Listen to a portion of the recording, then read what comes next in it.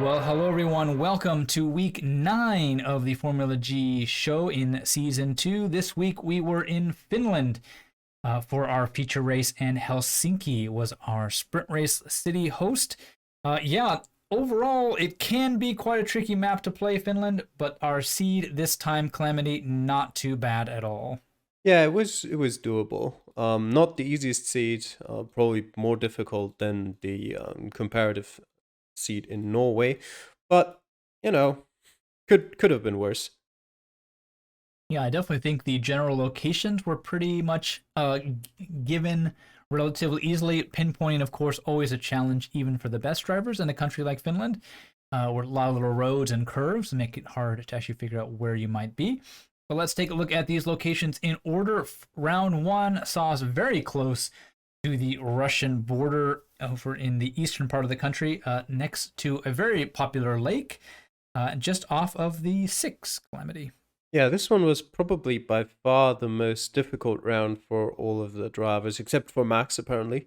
Um, as you know, it took you quite a bit to get to any good signs because you could run into quite a lot of dead ends around there as you were like right next to the lake side. Sorry. You kind of had a bunch of circular roads going around, sort of like a holiday destination, a popular one, and even if you made it down there, you kind of had signs towards probably the biggest sign towards Lappeenranta, and then which was I think 30 kilometers away or so. Mm-hmm. And then a lot of signs towards like very small towns, or like 5 kilometers away, 6 kilometers away, and just none of them really showed up on the map. So that made it quite hard to tell where exactly you are in that general region around that lake. And Yeah. so pretty much except for Max, everyone took longer than 4.5 minutes for that round. And I think there were only four people who got an ace in that one. Mm-hmm. Yeah, pretty rough. I think I was on the wrong side of the town, so I was like, "Oh, we're near this city, but we didn't really have a good direction for where that city would be, and just a wrong side of town, which cost me quite a few points for that one." Round two saw us head to the northwest side of Helsinki. I don't. Is it technically Helsinki or just a suburb? I'm not really sure if it was I'm within city limits or not. I'd Um, assume it's not, but I can't be 100% sure. Either way, we were just out south of the E12. You're able to find a sign for that road, not too far away from the starting location, Calamity. Yeah, and well, generally you don't really like suburbs, as I just looked up. It is a suburb of Helsinki, still part of that. Okay. But you kind of were surrounded by major roads, so no matter which direction you really went, you would have hit one eventually, and that made it fairly straightforward to get to the right location in the end. Also, well signed, stuff like that. You crossed a small river, went to a roundabout just west of you, so there was plenty to pick the right place there. And except for 3 people, I think everyone got an ace there. Very nice indeed. Round three saw us head a little bit further north, up along the E12, matter of fact, on the 2611, just south of a river, northwest of Tampere. Close Did I enough. say that town name right? Something like Tampere, but Tampere. Okay. it wasn't bad. I've heard you pronounce stuff worse before. No, thank you. Yeah. Yeah, this one was kind of an interesting round where you can kind of just look at the amount of time people took, and from that you can gather which direction they went. Mhm. Yep. Um, Pretty good signs, relatively close towards the south. I think you went about 2 kilometers or something until you hit the E12. That gave you pretty much everything you needed, including the number of the small road you started on, as well as its name. And you started relatively close to a side road going off to the north. So it wasn't super easy to pinpoint, because you still kind of, it's always annoying if you've got like one reference point on one side, but you have nothing on the other side. So you kind of have Yeah. to guess, well, how far? I know it's like we're like 50 meters from that reference point, but how far is that on the map? But most people managed to do fine there. Quite a few lost 1 point or so. And most other people who went north also got there in the end, got to the right location, but they just took much, much more time than the others. Yeah. So the scores so far have been pretty decent, but we're seeing a trend of, yes, we got good scores, but it took us almost those full 5 minutes to get them for a lot of people, except Max, Yep. the local who was able to just kind of speed rush through a lot of these. Round four saw us head to a nice little island off the coast of Finland, but still part of the country. The road numbering scheme was a little tricky in the sense that they kind of repeat a few numbers here at Calamity. Yeah, I'm assuming though we were on Åland, and I'm assuming with apparently the exception of you, probably most of everyone would have known. um, if you went, pretty much, I already almost went in the worst direction possible that I could have gone, and still made it to some good signs with plenty of time left. And pinpointing wasn't too hard on this one either because you were in a small road going off of the main road that stood out as relatively unique, and also just west of like a major turn, which made it pretty easy. And apparently there was an airport there. Yeah, that was the helpful thing for me, but apparently you didn't even see the fact that we were just kind of northwest of an airport, just down the road. You could see the whole the hangar and the runway and everything. So very helpful for me, at least, to pinpoint that location. And round five finally saw us leave the southern part of the country, head way up north on the 80, just east of Kittilä. Yeah, sort of. Yeah, again, probably not too difficult here to find some good signs. If you walked east, you found one pretty quickly. I'm assuming west might have taken you a bit longer, but again, probably would have found one eventually and still had enough time left to find the right location on the map. But this one, of course, annoying to pinpoint. There is no reference point really within like the 150, 200 meters either direction, which pretty much made it a game of just estimate how close you can get, and dropped a lot of points for a lot of people. Well, not a lot of points. It dropped a few points for a lot of people. Yeah, very hard to pinpoint. Lots of 995s, 996, 998, that kind of a thing. So people just around that 50 meter or more mark away from that location makes it a bit tricky to get an ace on that one. But yeah, overall, pretty straightforward. Nobody getting a perfect score. Even Max dropping a single point on that last one, given how hard it was to pinpoint along that straight of road. As we take a look at these feature race results, 24,999 for Max, just a little bit out there. Close doing very well, only dropping 2 points. And Barry Fisher Bear running out our podium finish, dropping 3 points.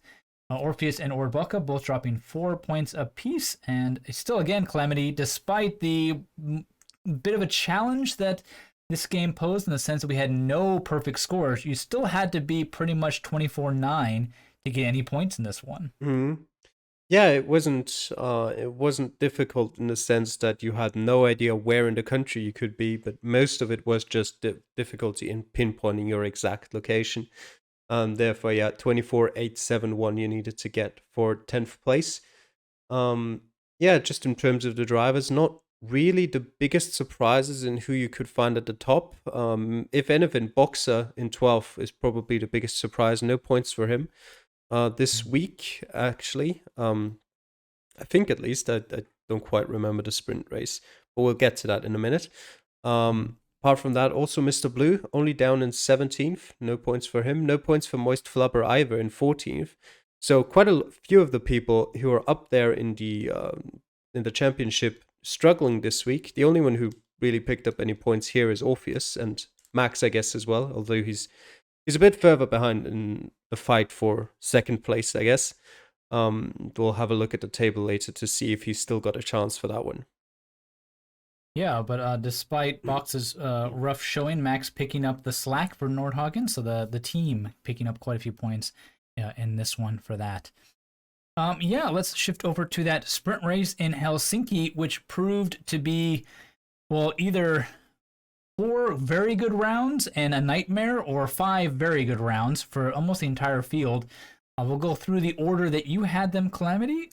Round 1 saw us in the northern part of the city not too far from a kind of amusement park in Sea Life Helsinki. Yeah, I just noticed there's a lot, and it's a nice geometric form there on the map. Um, but yeah, that was the one round I didn't get. I just didn't really connect sea life to an amusement park. To me, Mm. kind of more like a zoo or something, and more like a standalone thing. But in this case, in Helsinki, it's incorporated into that amusement park, so it doesn't stand out on the map at all unless you zoom very far in, which I didn't expect. And so most of the time was spent trying to look for a POI of sea life on the map. And eventually, when I kind of went off there and tried to look for road names, I didn't find anything either because it's that far outside of town or outside of the Mm. city to the north. So no luck for me there. Yeah, but unfortunately, I think for me, the same thing. Like, oh, this is a zoo slash amusement park, and then if you go south, you do go under a bunch of railroad tracks and Yep, everything. would be nice if And one had so, gone south.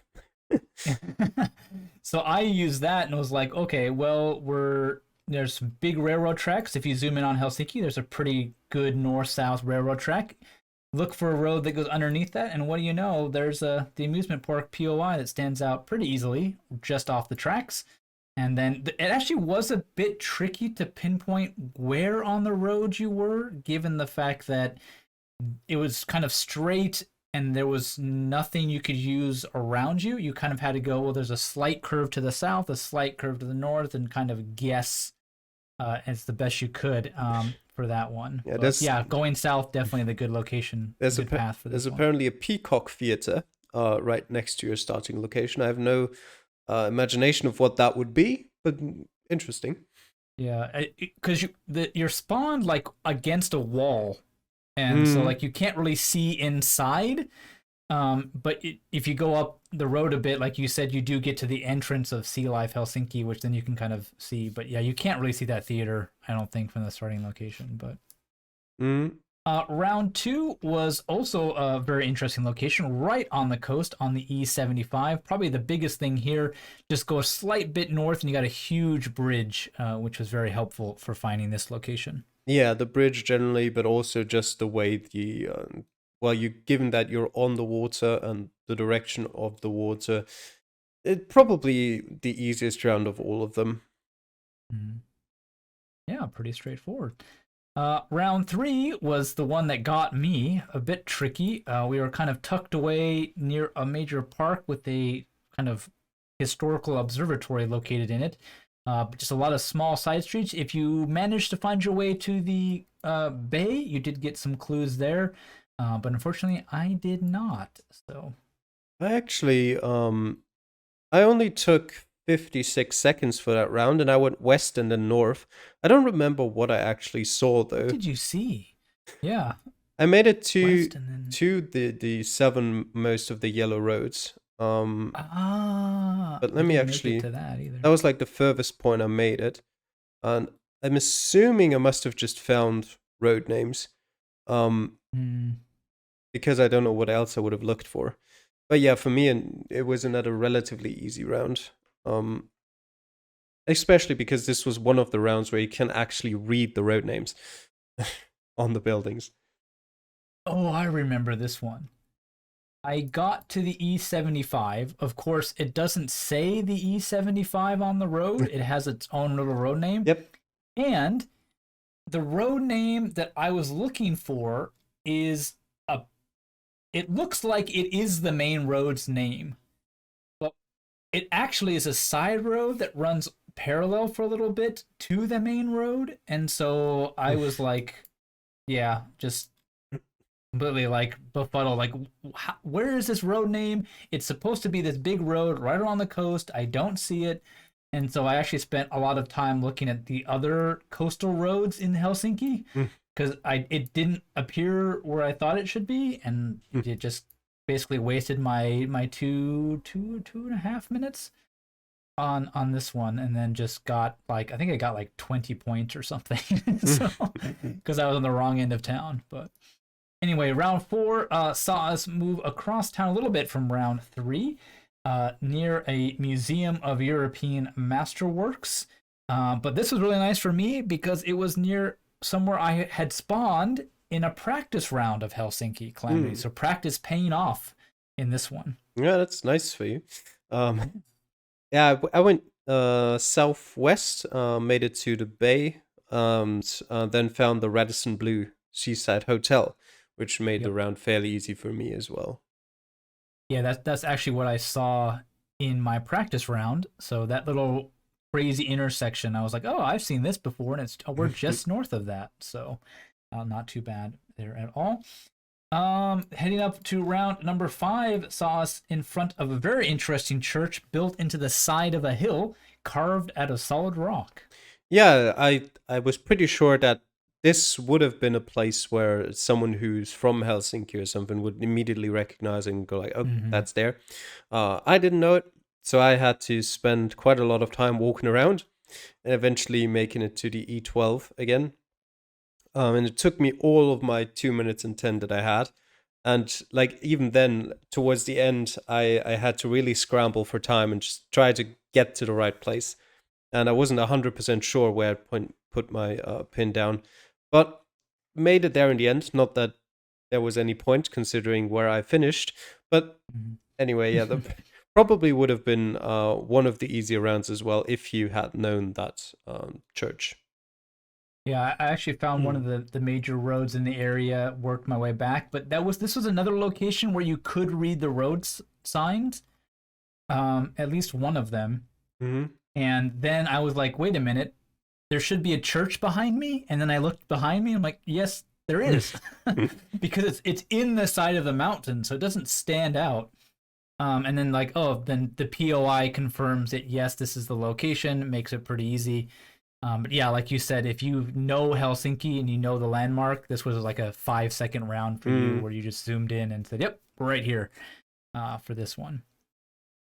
All right, well, let's take a look at how everybody did in that sprint race. And as you can see, there's a lot of people around that 25 or so mark, including Max, a double first place podium for him here.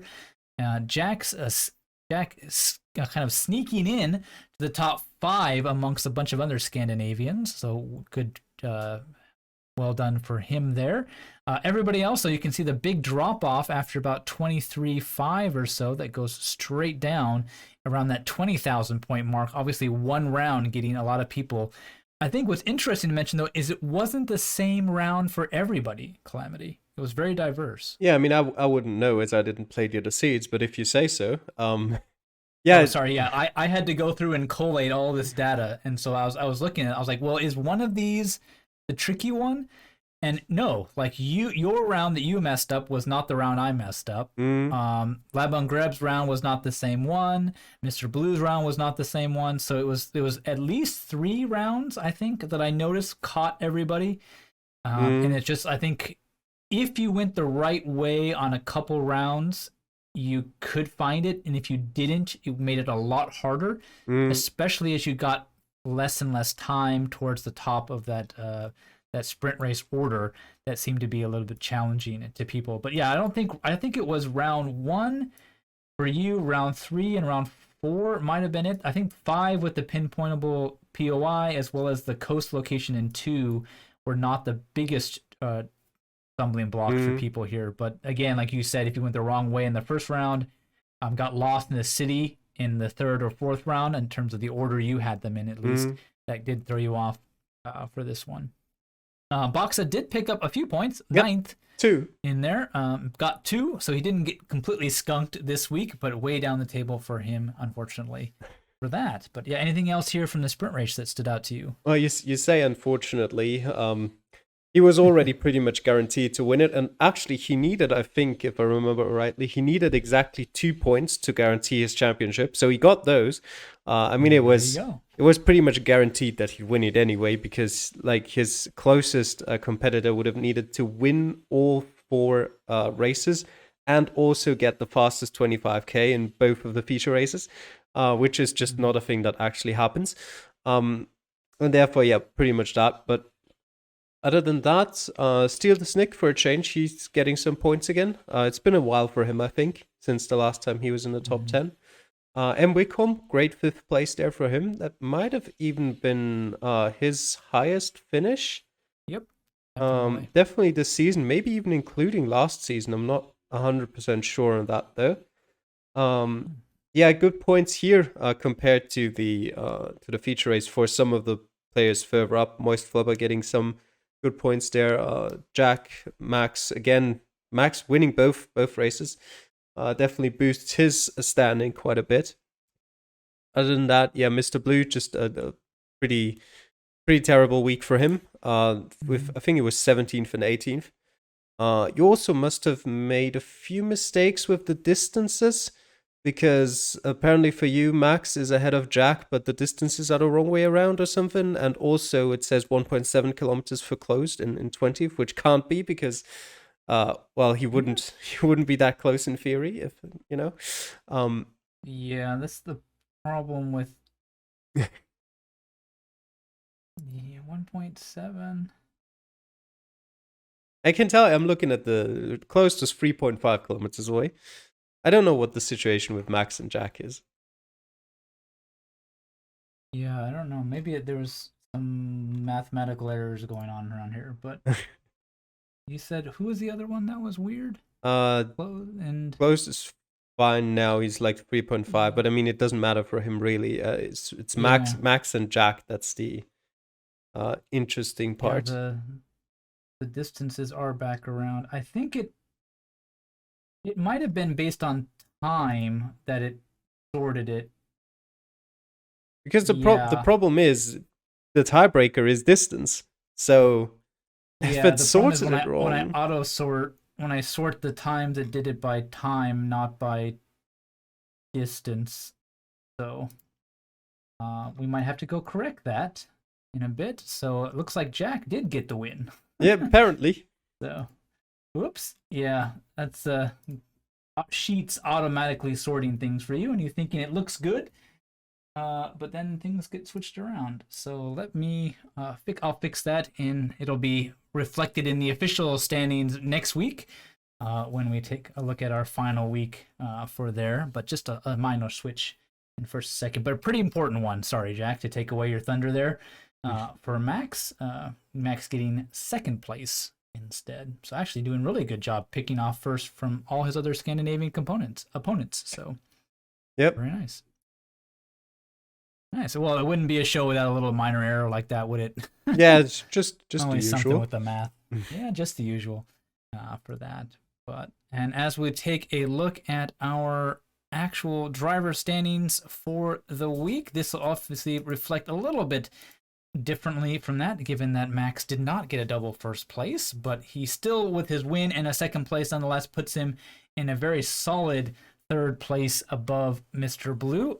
Orpheus keeping his no, moving up into second place, I believe. And Box, of course, just dominating the field. Nordhagen there, both 1 and 3, means the team is in a very strong position and will probably take, will take the Constructors Championship as well as we look at that. Other than that, and Wickholm's nice finish boosts him above me into 21st place with 16 points for him. Calamity, you're sitting at 9th, just on the edge of that top 10, just like last season, actually. Yeah, I think last season I was 11th or something like that. And Yeah, right around that 10. yeah, I think I've pretty much got ninth place secured if I don't like mess up massively in the UAE and Laban Greb or closed or carp just to pull out a double win or something like that. Ideally I'd like to get maybe like make up one more place in the UAE, but I'm not really a big fan of the UAE, so we'll see about that one. But yeah, we Yeah. can officially congratulate Boxer now to his win in the driver standings. He's 89 points ahead, which is impossible to make up with one more event to go. And also Max with that, well, we're gonna take like 5. Wait, is it? No, it's 18. Still need 7 points to take off of him, but that still Yeah, remains. He still remains in third. And yeah, apart from that, Jack made up a couple of places. He'll get like 7 points more. So he's very still close. Won't affect his position. So, but he's a lot closer to Moist Flubber now. Yeah. And Closed has finally so arrived in the top half of the table. There we go. Yeah, really the second half of the season charge up the table for Closed, finally paying off for Oberhausen, giving them a little bit of a boost. Unfortunately, a bit too late for that. With that, to really mount any sort of title defense this season at all. Well, let's take a look at the Constructor Challenge and how that's shaping up. Of course, Nordhagen also can be congratulated for their win as the top team this season. Chariot doing really well compared to last season, finishing off in, well, might be second place. There's still a race to go. They're only 30 points ahead of Scantron, which could definitely come close. But it's definitely a big fight for that second place between those two. Katsurvasa falling off a bit this week. Fighting with you, Calamity, at FGT Racing for that kind of fourth, fifth place there. Octane falls down to the bottom with some very good performances by some of the lower end drivers this week, upsetting some of the top drivers.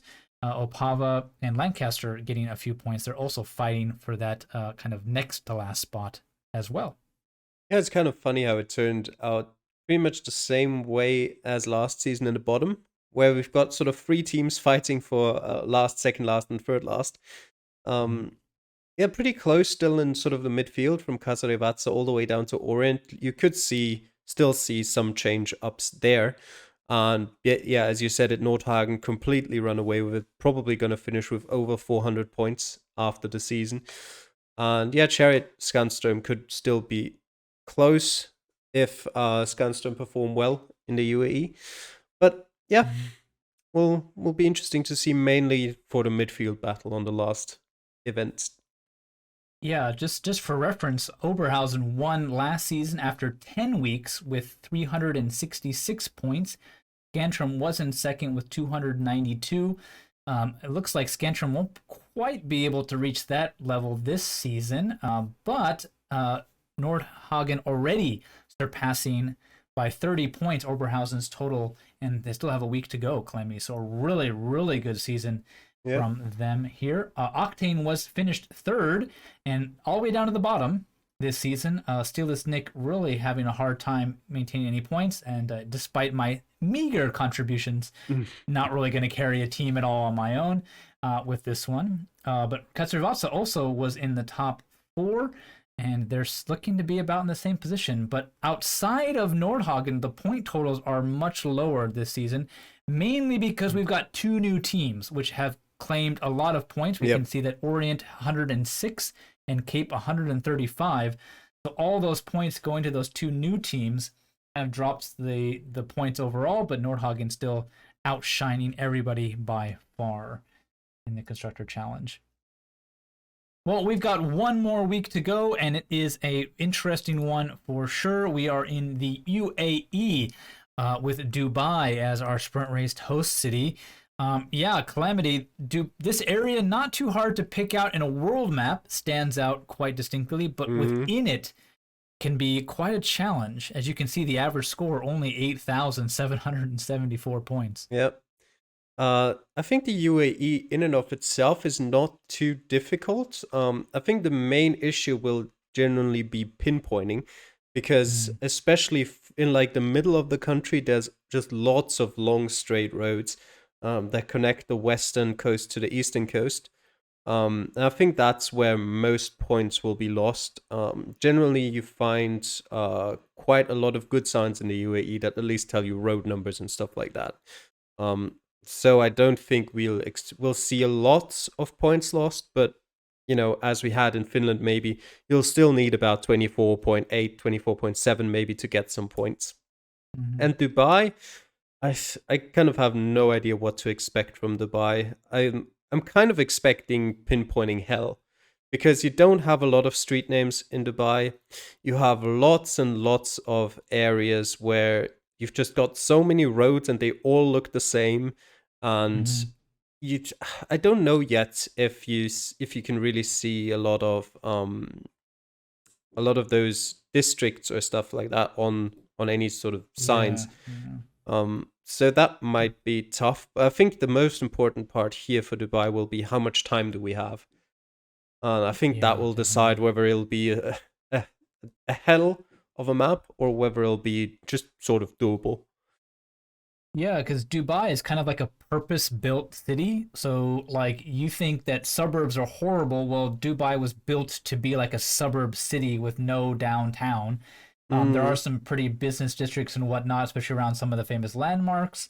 Of course, the Burj Khalifa, the tallest building in the world. So that might be a good landmark to try to use in terms of, okay, it's north of me, it's south of me. Mm. I can sort of guess that. But yeah, the little roads are lots of little cul-de-sacs and kind of roundabouts and just, oh God, just you could get lost in that for days. Definitely want to try to avoid that. But lots of really interesting landmarks that and points of interest that if you can kind of use those to judge your at least area, could definitely help you kind of at least narrow down your search area for some roads here. But really interesting country to finish us off. That's all I can say really, and looking forward to it to see what can happen here. So Yep. yeah. Well, thank you all for watching. We will see you in the final week in the UAE, the United Arab Emirates. Take care. Bye.